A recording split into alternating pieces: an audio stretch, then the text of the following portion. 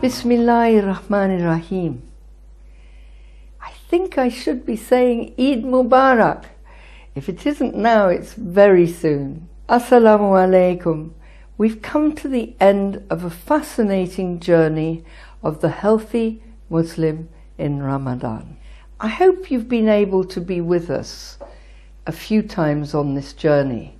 We've used the month of Ramadan as a time when the human individual is absolutely turned upside down in terms of his life and his experience of himself through fasting, through prayer, and through the difficulties and deep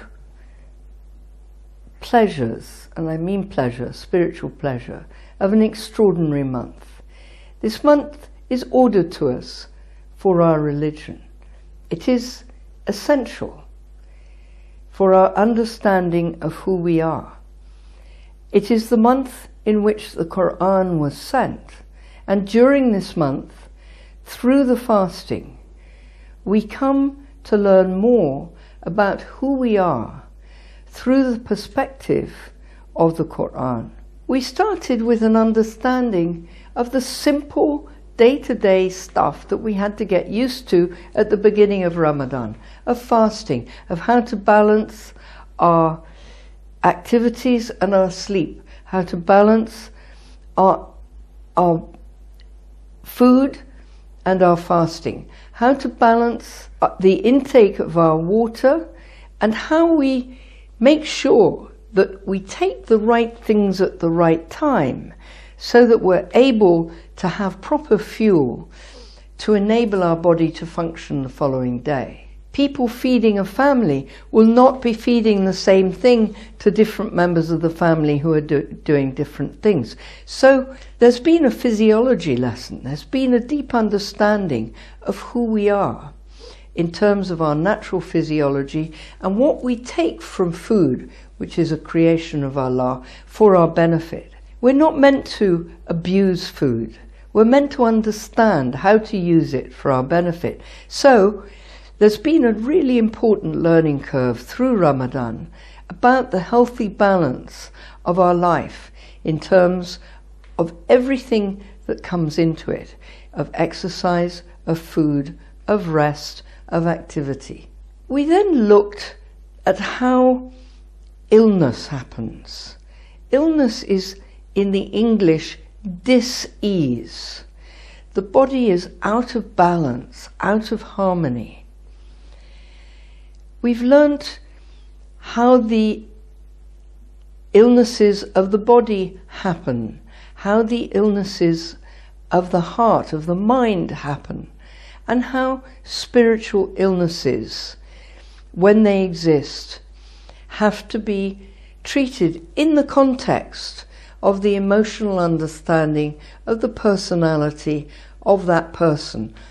In other words, how the spirit affects the mind, how the mind affects the spirit, and how, in fact, there is a mind-spirit-body harmony. We've learnt all of this under the umbrella of the Quran. The Quran, taken in its intensity through the month of Ramadan, you're finally able to understand how one chapter links with another because you've read them consecutively, how one ayat that you've read 100 times before, suddenly you understand it. And this guiding revelation will deepen your understanding of your tawheed. Who are we? What is it to be this human organism that we've learnt how to do the right, keep it healthy, how to keep it healthy, how to keep in peace and not be angry. We've learnt about the nafs and so on. But why? What's the point of being human? That is what we have to address profoundly in the month of Ramadan.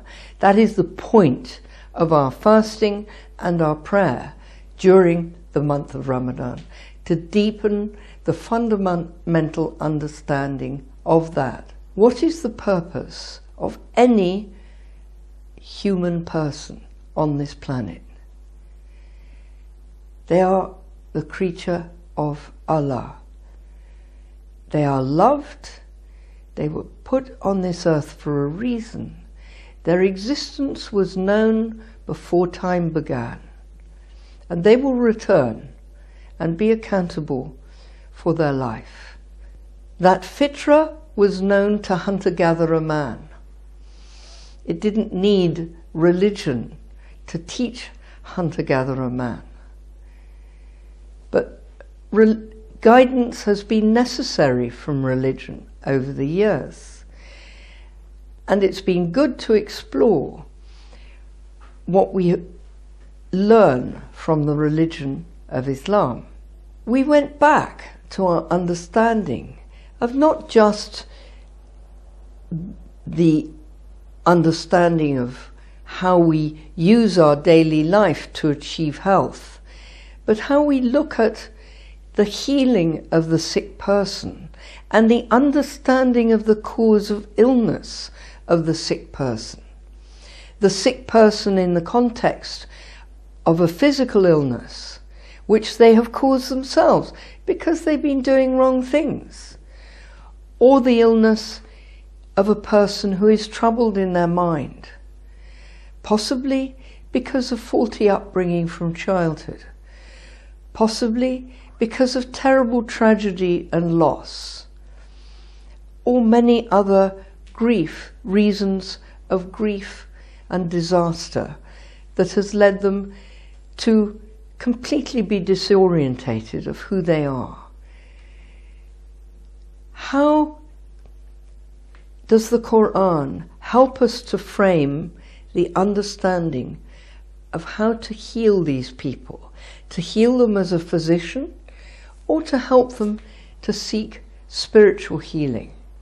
So we looked very closely at the medicine at the time of the Prophet, peace be upon him, which was already quite sophisticated medicine, because the early Muslims were travelers and they had medicine from China, medicine from India, and their own traditional medicines.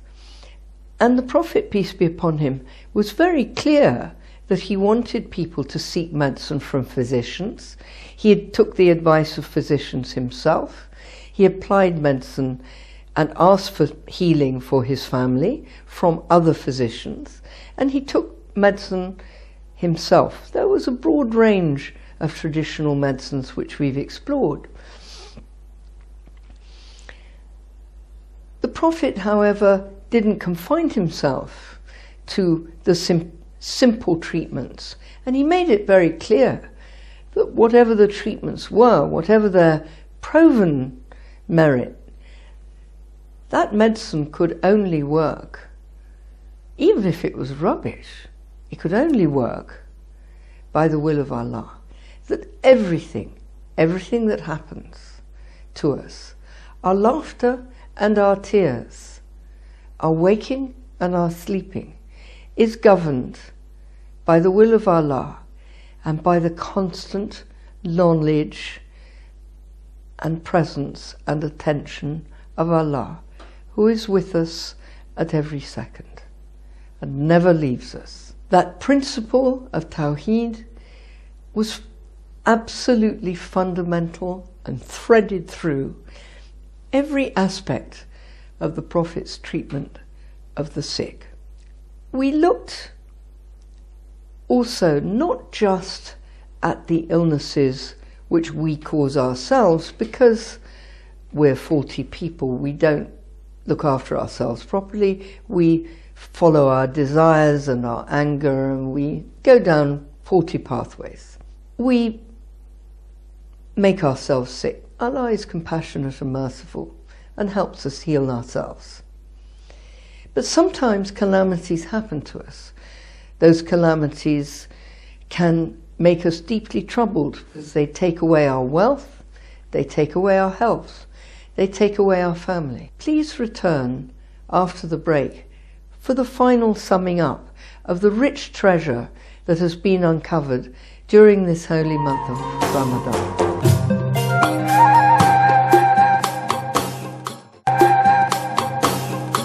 Welcome back.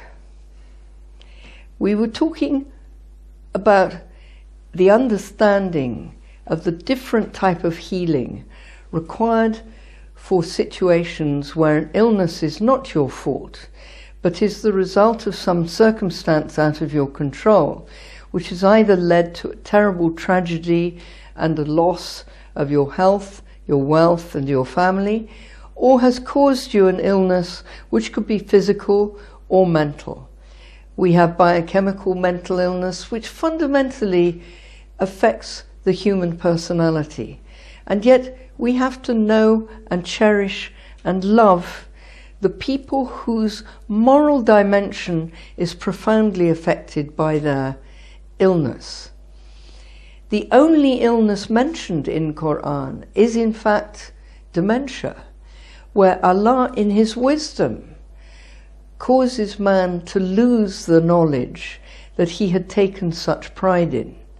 Everything, even what we feel to be our most intimate possession, which is our knowledge of who we are, that sense of I, that sense of what I know, Allah can take that away. We are His slaves and His servants. We are in His hands. It's very important looking at what we understand about illness, to understand how we must be to the sick, to members of our family who are suffering, to the elderly who are becoming frail and forgetful, to our brother who may be hallucinating and have a psychotic illness with very disturbed behavior. We must understand and love them, for they are still cherished by Allah, and this is part of their destiny. And this moral compass accompanies, absolutely underlies everything in Islam that governs our care of our families or within a professional life, our patients. For the individual who is sick, we looked very carefully at how they may seek healing. The healing can come from medicine. The medicine can be traditional medicine, and we explored together the infinite, exciting result of the knowledge of the religion of Islam combined with wealth on the development of Islamic science up to the 12th century. This was a golden age of medicine. Scientific knowledge flourished. Philosophical knowledge flourished. These were great people, and their knowledge is still available to us today. And I have urged you to go back to the old texts and revise and revive the sciences that need to come back today, because modern medicine is losing its way. We looked at modern medicine, not for you to junk it, not for you to know that because its moral dimension is failing, because it's valuing the computer over the human, that we should completely dismiss it. Allah has allowed us to invent certain things, and even though some aspects of it are deeply corrupt, if that modern medicine is going to heal you, avail yourself of it. If Allah wants it to happen, it will benefit you. But be cautious. But is medicine all? Of course not. In the Quran, we discover, through the month of Ramadan, we discover Allah's guidance of the nature of illness, of why He sends us illness, and of the ways by which we may call on Him for help. We are reassured that for every illness there is a cure, and the cure is in the hands of Allah. We have to discover it. We have to do our work to find it. Our work is to seek a physician. Our work is also to pray. Our work is to pray with dua. Our work is to pray with the Quran. Our work is to pray simply when we're at our most exhausted, just with the name of Allah. As long as you're alive, your heart is beating. And the beat of your heart goes Allah, Allah, Allah. As long as you know that Allah is closer to you than your jugular vein, and you're listening to Him. We've looked deeply at how to be spiritual people in a material world. Unfortunately, I've only been a Muslim a relatively short time. So I've learnt a little bit of intellectual understanding. Inshallah, I'm in awe. I'm in awe of what I see of the creation of Allah. As a scientist, I marvel, I weep at the beauty of His creation.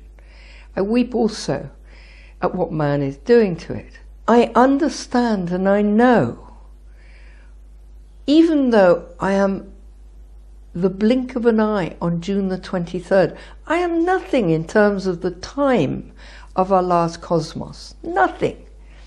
And yet every moment of my life, every second of my consciousness and my sleep is precious to Allah. The point of our lives, Ramadan to Ramadan to Ramadan, is to deepen this spiritual understanding, not to live on two tracks of when I say my salat and when I pray and when I read Quran, and then you go off into your dunya life and you have two ways to be. You can't. Allah is in everything. He's in every moment. Everywhere you look, there is the face of God. Everywhere. There is no corner of your experience or consciousness in which Allah is not present with you. Knowing that deeply and trusting Allah deeply, and gradually deepening your conversation, your prayer, your understanding of what that means, is the beginning of spiritual intelligence. Without meaning to, it should change you. I'm still a baby Muslim, but I hope some of you will have met people who've been on this path for a long time, and you will recognize them. They won't be the person with the flash coat who's laughing loudly, who's creating attention. They'll be the quiet person by the shoes. But when you're sitting next to them, you feel a strange tranquility. You're glad to be in their presence. When they look at you, you realize they're not actually looking at you for your wit and for your beauty and for the way you've tied your hijab or the fact that you've got a particularly clever new costume on. You realize none of that matters to them. They're looking at something about you which is an inner being, and it is who you really are inside, not this external fake costume of pretend with which you hide yourself, your failings, and sadly your talents from a wider world. We need to be like the saints. We need to aspire to be the saints. I'm saying this as a completely ordinary person. I'm a doctor, I'm not an alim. I make mistakes, I miss my prayers. Astaghfirullah, I'm not a good Muslim, not as I should be. But I do understand where I'm looking at. I do understand the journey. I do understand that I want to do better. I can only be as Allah wishes me to be. He knows my failings, He knows where I've come from, and He knows my capacity. In Ramadan, the weakness of the fast gives you strength. Isn't that a paradox? But anyone who has fasted for the month of Ramadan knows that to be an absolute truth. I don't know, I don't understand it, but it is a truth. You are stronger in your iman. You're stronger in your deep, deep knowledge and certainty that what matters, what really matters, is that you are Allah's creation, that you are cherished, and that you must represent Allah on this earth. Please forgive me for the many mistakes I have made in talking to you over the past month. Know that I'm just another failing, simple pilgrim on the path to Allah. I hope you've caught, though, some of my enthusiasm, some of my passion, that even though I've got a long way to go and I'm very old, I trust Allah. And even if I don't get there, He will give me the benefit of my intention. I love that bit, that even though you're no good, because you want to be, Allah will make you what you intend. Eid Mubarak.